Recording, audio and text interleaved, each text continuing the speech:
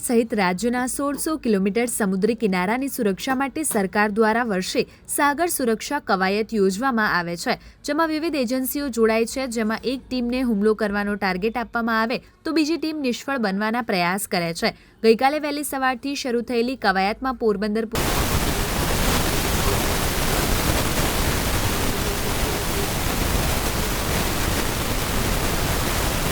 આપણે સૌ જાણીએ છીએ કે ગુજરાત રાજ્ય છે આપણું એ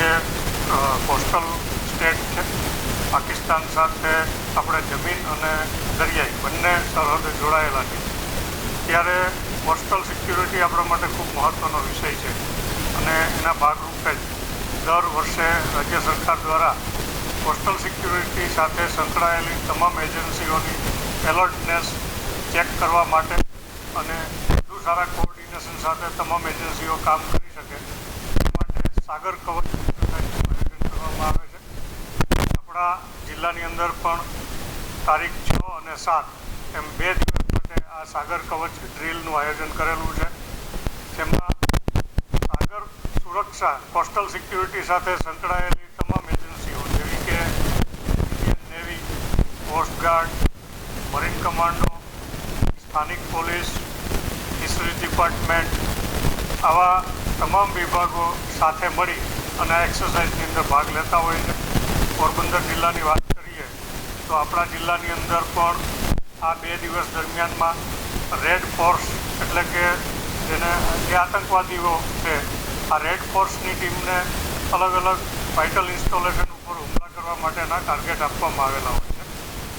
અને બ્લુ ફોર્સ એટલે કે આપણી સિક્યુરિટી એજન્સીઓ જે આ 2 દિવસ દરમિયાન સતત સતર્કતા સાથે કામ કરી